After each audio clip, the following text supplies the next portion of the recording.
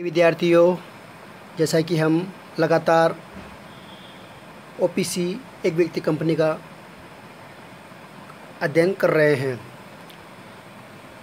ये आज हमारा ओपीसी एक व्यक्ति कंपनी का लास्ट अध्ययन होगा, लास्ट वीडियो होगा, जिसके अंतर्गत हम देखेंगे एक व्यक्ति कंपनी का अंत, अवसान, सेसेशन ऑफ ओपीसी।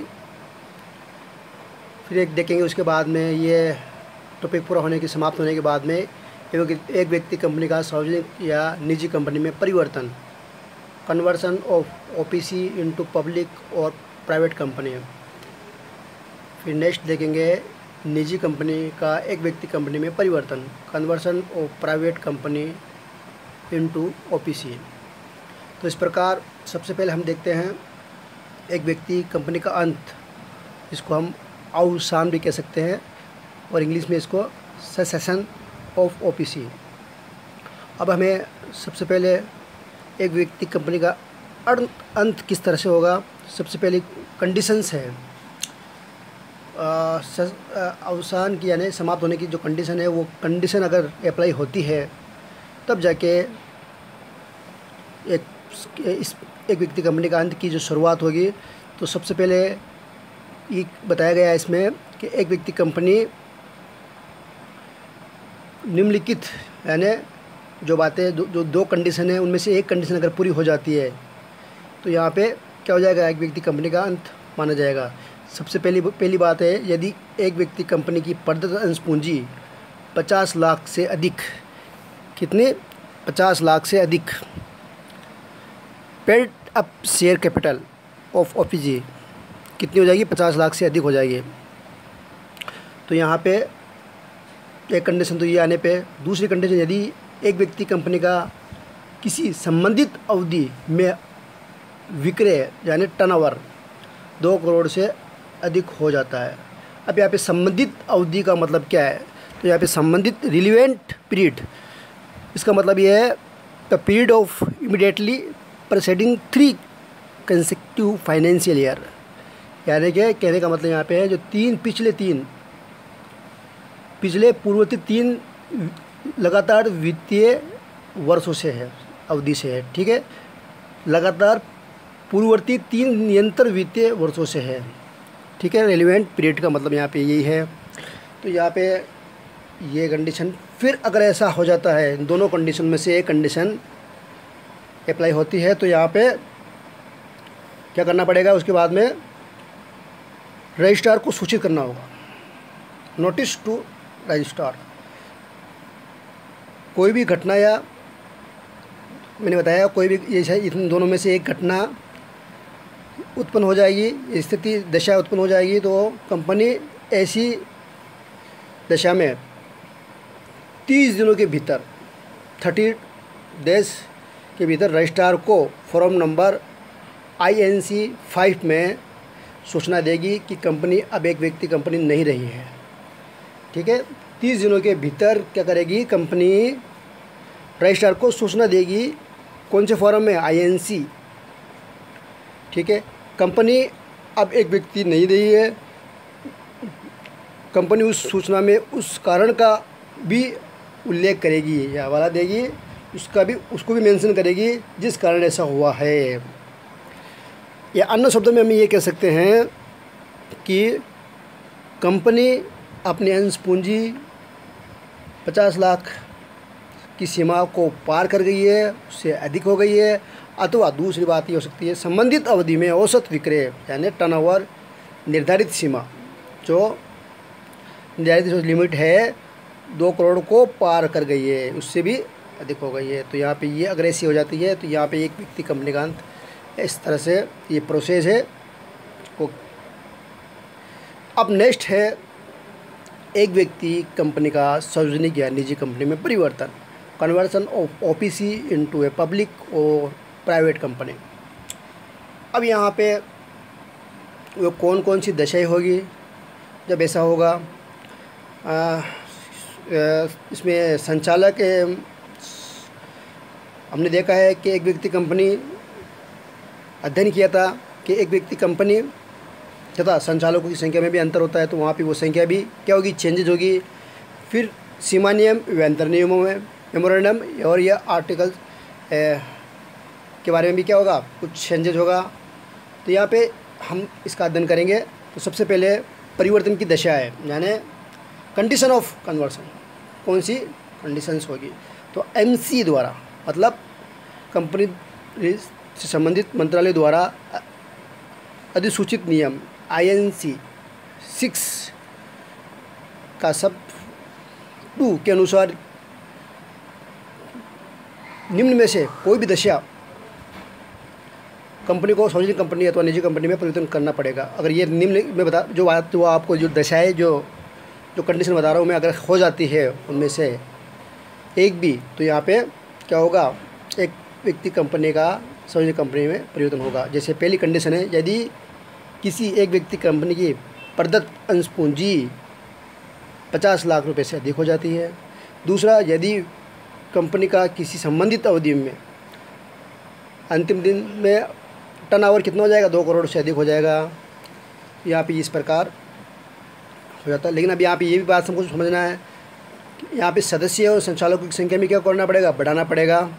यदि ये कंपनी आपको निजी कंपनी में परिवर्तित करने का निर्णय लेती है, ठीक है, तो हमने ये देखा था पिछले वीडियो में, निजी कंपनी तथा सार्वजनिक कंपनी में संचालक और सदस्यों की संख्या में क्या होता है, डिफरेंस होता है। तो यहाँ पे अगर निजी क्या कर रही है, निजी कंपनी परिवर्तन कर रही है, निजी कंपनी में परिवर्तन कर रही है, कौन सी, एक व्यक्ति कंपनी, तो यहाँ पे सदस्य संचालकों की संख्या क्रमश कितनी हो जाएगी, कम से कम 2, ठीक है। यदि कंपनी क्या कर रही है, सार्वजनिक कंपनी में परिवर्तन कर रही का निर्णय लेती है, तो यहाँ पे सदस्यों या संचालकों की संख्या में क्या हो जाएगा, कम से कम 7 या 3 करना पड़ेगा।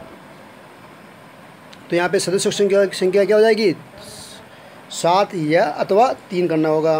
तो इस प्रकार ये भी यहाँ पे इम्पोर्टेंट है। फिर उसके बाद में क्या होगा, नेक्स्ट होगा इसमें सीमा नियम या अंतर नियम में परिवर्तन, alteration of memorandum and articles, इसमें भी क्या करना पड़ेगा, परिवर्तन करना पड़ेगा।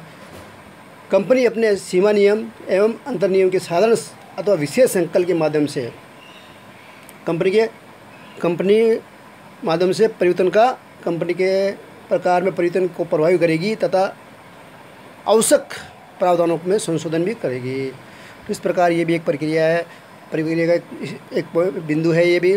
फिर नेक्स्ट है कंपनी तथा निजी कंपनी का निजी या सार्वजनिक कंपनी में परिवर्तन, ठीक है।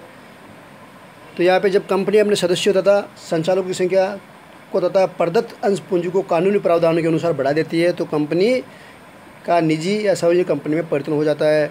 इस हेतु सेक्शन धारा 18 के 18 के प्रावधानों का पालन भी करना होगा। फिर नेक्स्ट है, अगर इसमें कोई कंपनी का कोई सदस्य या अधिकारी क्या करता है, यदि कभी कोई एक व्यक्ति कंपनी का इन नियमों का उल्लंघन करती है, तो ऐसी दशा में कंपनी तथा उसके किसी दोषी अधिकारी, ठीक है, कोई भी दोषी अधिकारी या कंपनी जो कर रहा है, उल्लंघन कर रहा है, तो यहाँ पे 10,000 तक के अर्थदंड को दंडित किया जा सकेगा। यदि ऐसा उल्लंघन जारी रहता है, तो कंपनी उस अधिकारी को प्रथम दिन के पश्चात प्रतिदिन 1,000 रुपये तक के अर्थदंड से दंडित किया जा सकता है। तो यहाँ पे ये भी है, क्या किया जाएगा, यहाँ पे दंड भी दिया जाएगा 1,000 रुपये फॉर एवरी डे, ये भी ध्यान रखना है, एवरी डे भी हो सकता है, तो यहाँ पे ये भी ध्यान रखना है। तो इस प्रकार ये क्या है, एक व्यक्ति कंपनी का सार्वजनिक कंपनी या निजी कंपनी में परिवर्तन। अब नेक्स्ट है निजी कंपनी का एक व्यक्ति कंपनी में परिवर्तन, अपोजिट हो गया इसका। यहाँ पे निजी कंपनी का एक व्यक्ति कंपनी में परिवर्तन, तो यहाँ पे भी फिर वही कंडीशन आएगी, परिवर्तन की शर्तें या कंडीशन दशाएं। तो यहाँ पे लेकिन यहाँ पे डिफरेंस दिशाएं होगी, हमें यहाँ पे कन्फ्यूजन नहीं होना है। एक व्यक्ति कंपनी का सार्वजनिक कंपनी या निजी कंपनी में परिवर्तन अलग प्रोसेस है। इसी प्रकार से निजी कंपनी का एक व्यक्ति कंपनी में conversion of private company into OPC, यहाँ निजी कंपनी है वो किस में कन्वर्ट हो रही है, ओपीसी में। तो यहाँ पे ये ध्यान रखना। तो परिवर्तन की शर्तें जो कंडीशन है वो इस प्रकार से होगी। एक व्यक्ति कंपनी में परिवर्तन कर, पहली शर्त है यदि कंपनी धर्मार्थ कंपनी यानी चैरिटेबल कंपनी है तो क्या करना पड़ेगा। तो यहाँ पे अगर वह कंपनी धर्मार्थ कंपनी के रूप में पंजीकृत नहीं है, पहली कंडीशन। निजी कंपनी, कोई भी निजी कंपनी अपने आप को एक व्यक्ति कंपनी में परिवर्तन कर सकती है, लेकिन ये शर्तें लागू होगी। पहली कौन सी कंडीशन, वे कंपनी धर्मार्थ यानी चैरिटेबल कंपनी के रूप में पंजीकृत या रजिस्टर्ड नहीं हो। दूसरी, उस कंपनी की प्रदत्त अंश पूंजी 50 लाख रुपए से अधिक नहीं हो। शेयर कैपिटल कितनी होनी चाहिए, paid up share capital does not, किससे, 50 लाख से अधिक नहीं हो। फिर नेक्स्ट है उसका वार्षिक विक्रय टर्नओवर 2 करोड़ रुपए से अधिक नहीं होना चाहिए। तो ये कंडीशन लागू हो जाती है। तो यहाँ पे फिर क्या हो जाएगा, निजी कंपनी का व्यक्ति कंपनी में परिवर्तन होगा। तो यहाँ पे फिर होगा ऋण सदस्य तथा ऋणदाताओं की सहमति, return consent of member and creditors. ठीक है, नेक्स्ट है पॉइंट इसका, सदस्यों तथा ऋणदाताओं की सहमति। निजी कंपनी अपने सदस्यों व ऋणदाताओं की ऐसे परिवर्तन की सहमति प्राप्त करनी होगी। फिर नेक्स्ट है विशेष संकल्प, स्पेशल रेजुलेशन। ठीक है, तो यहाँ पे जो निजी कंपनी अपने आप को एक व्यक्ति कंपनी में परिवर्तन करना चाहती है उससे अपनी साधारण सभा में इस आशय का एक विशेष संकल्प पारित करना होगा, स्पेशल रेजुलेशन पास करना होगा, पारित करना होगा। ये संकल्प सदस्यों तथा ऋणदाताओं की यानी मेंबर्स और जो है ना ऋणदाता क्रेडिटर्स क्या करेंगे कि परिवर्तन सहमति प्राप्त करने के पश्चात पारित किया जाएगा, इनकी सहमति लेना ज़रूरी है। फिर है संकल्प रजिस्ट्रार को फाइल करना, फिलिंग रेजुलेशन विथ रजिस्ट्रार। तो यहाँ पे कंपनी संकल्प पारित करने के 30 दिनों के भीतर 30 डेज के भीतर क्या करना पड़ेगा, उस संकल्प को की एक प्रति यानी एक जो कॉपी है प्रति फाइल करनी होगी। ये फॉर्म संख्या MGT 14 में फाइल की जाएगी। इस प्रकार ये भी एक प्रोसेस का हिस्सा है, संकल्प रजिस्ट्रार को फाइल करना। फिर नेक्स्ट है परिवर्तन हेतु आवेदन, एप्लीकेशन फॉर कन्वर्सन। अब यहाँ पे ध्यान रखना है कि निजी कंपनी परिवर्तन हेतु रजिस्ट्रार में फॉर्म संख्या INC 6 में आवेदन करेगी। अब आवेदन निर्धारित शुल्क के साथ फाइल किया जाएगा, लेकिन निम्नलिखित डॉक्यूमेंट्स भी अटैच किए जाएंगे। तो पहला डॉक्यूमेंट्स है इसमें, जैसे पहला है सुरक्षित ऋणदाताओं का अनापत्ति पत्र मैंने नो ऑब्जेक्शन लेटर की प्रति।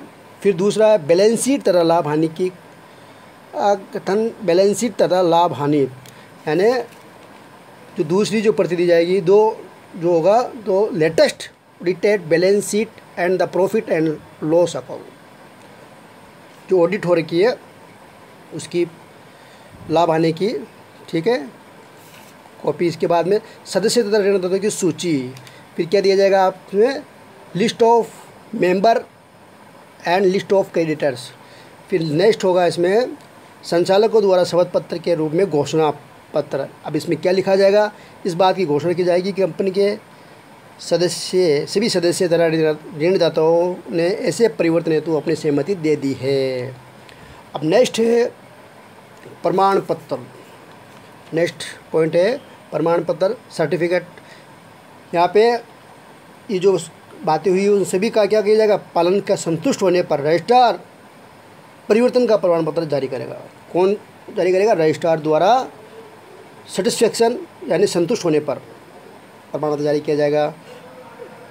अब नेक्स्ट है दंड, पनिशमेंट। अगर ऐसा अगर होता है तो यहाँ पे क्या होता है, इसका मतलब ये कोई भी अधिकारी इस नियम के प्रावधानों का उल्लंघन करता है। ठीक है, इनमें कोई भी नियम है उनमें कोई उल्लंघन करता है तो ऐसी दशा में कंपनी को अथवा उस कंपनी के किसी दोषी अधिकारी को 5,000, हमने वहाँ पे क्या पढ़ा था, एक व्यक्ति कंपनी का सार्वजनिक कंपनी में परिवर्तन में 10,000 था दंड, यहाँ पे है कितना 5,000 तो उसका आधा तो दंडित किया जाएगा। यदि अपराध के पश्चात कोई अपराध दोष करता रहता है तो प्रथम अपराध के पश्चात 500 रुपये प्रतिदिन का दंड दिया था। और वहाँ पे हमने जब देखा था एक व्यक्ति कंपनी का सार्वजनिक कंपनी या निजी कंपनी में परिवर्तन, वहाँ पे प्रतिदिन कितना था दंड, वहाँ पे 1,000 रुपये था, तो यहाँ पे 500 है, तो यहाँ पे आधा है। तो इस प्रकार ये एक तरीके से क्या पनिशमेंट पेनल्टी दी जाती है।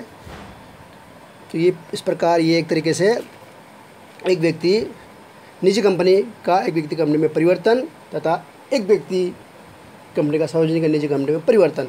इसके पहले हमने देखा एक व्यक्ति कंपनी का अंत, सेसेशन ऑफ ओपीसी, तो ये चैप्टर यहाँ पे पूरा होता है। अब यहाँ पे हम नया चैप्टर जो एक व्यक्ति कंपनी का निर्माण या समामेलन किस प्रकार से होता है, यहाँ पे फॉर्मेशन ऑफ कंपनी का किस प्रकार होता है वो हम नेक्स्ट वीडियो में अध्ययन करेंगे।